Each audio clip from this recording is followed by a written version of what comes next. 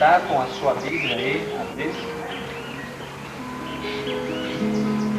Em Atos capítulo 2.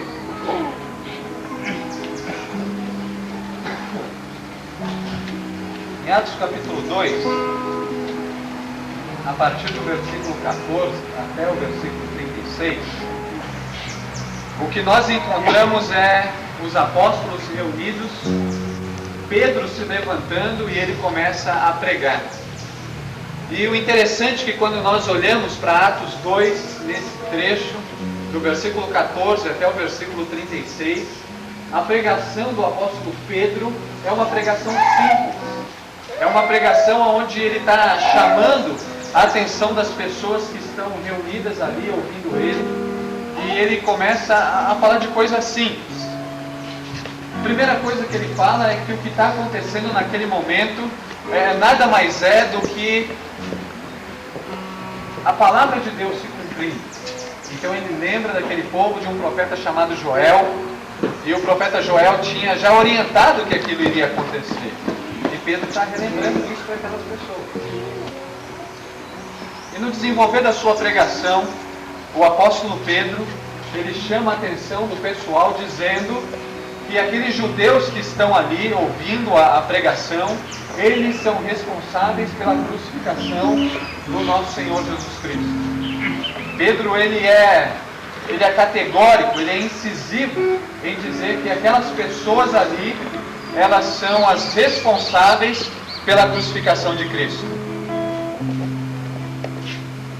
Ele diz para aquelas pessoas, usando a segunda pessoa do plural: vós matastes Jesus o Nazareno.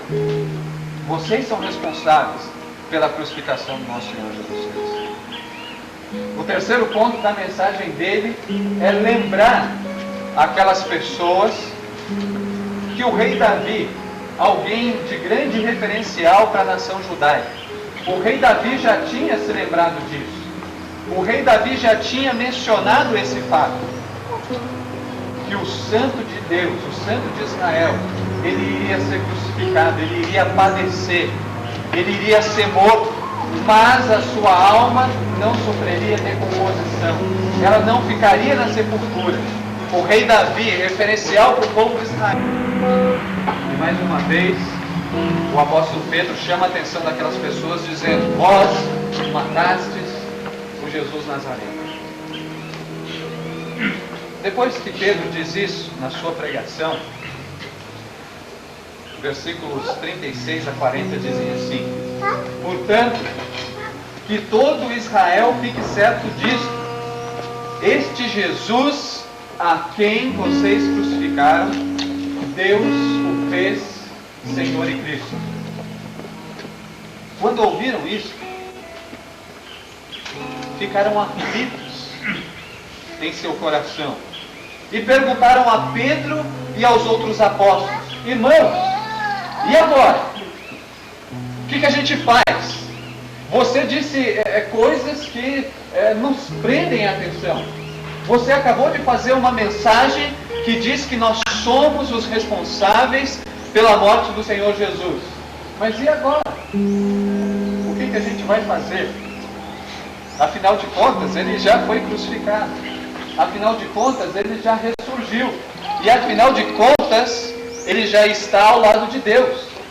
O que a gente faz agora? Então o apóstolo Pedro, ele diz assim: arrependam-se. Arrependam-se e cada um de vocês seja batizado em nome de Jesus Cristo para perdão dos seus pecados e receberão o dom do Espírito Santo. Para os seus filhos e para todos os que estão longe. Esse todos que estão longe somos nós, que não somos judeus, que não fazemos parte da nação de Israel.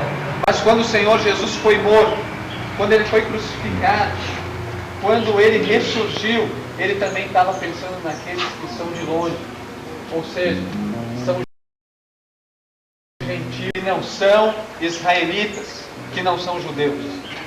Aquilo que o Senhor Jesus fez na cruz por nós, ele já estava pensando aqui no século XXI. Ele estava pensando na dona Cecília. Ele estava pensando no Glaucio, na Ana, na Jade, na Sara. Ele estava pensando em nós.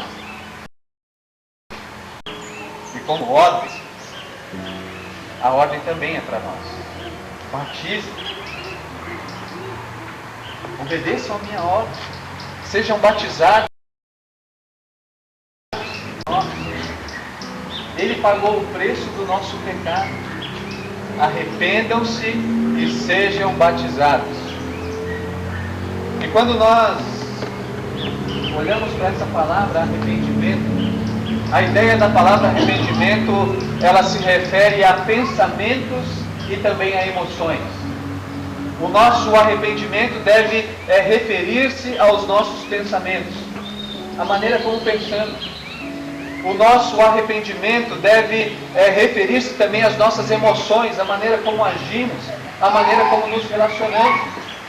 E a orientação do apóstolo Pedro para aquelas pessoas que estavam ouvindo era: arrependam-se e sejam batizados. Cada um desses irmãos que estão aqui hoje, e irmãos, digo irmãos porque não é o batismo que vão tornar essas pessoas nossos irmãos.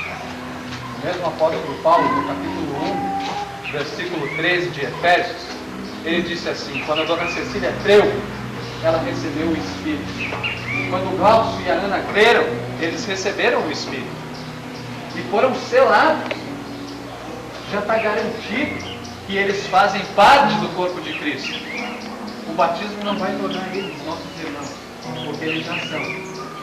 O que o batismo vai fazer é identificá-los como discípulos do Senhor Jesus Cristo.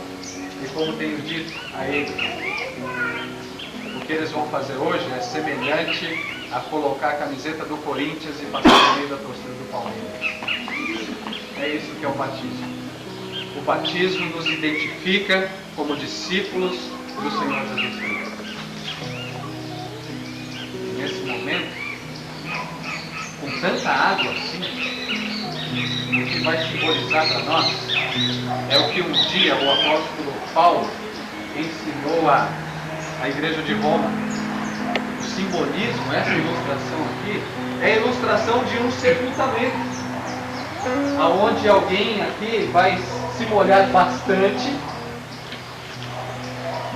mas dizendo que a hora que sair da água de novo, estão saindo para uma novidade de vida.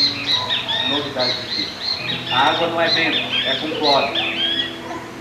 Mas o que isso daqui significa é que agora essas pessoas estão dizendo ao mundo, estão dizendo aos visitantes, estão dizendo aos amigos que estão aqui: eu sou discípulo de Jesus. Amém?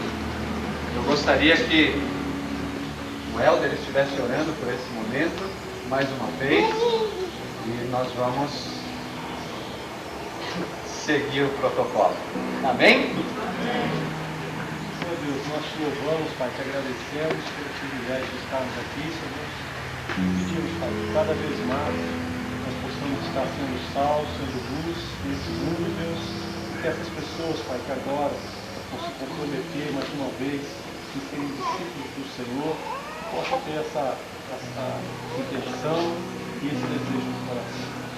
Que tudo aqui seja agradável ao Senhor e que nós possamos estar cada dia mais, buscando a santidade, o processo de santificação e a vontade do Senhor em nossas vidas. Nós te louvamos e te agradecemos em nome do Senhor Jesus. Amém. Marcelo já desligou a resistência, a água está quente. O pastor não congelar. O pastor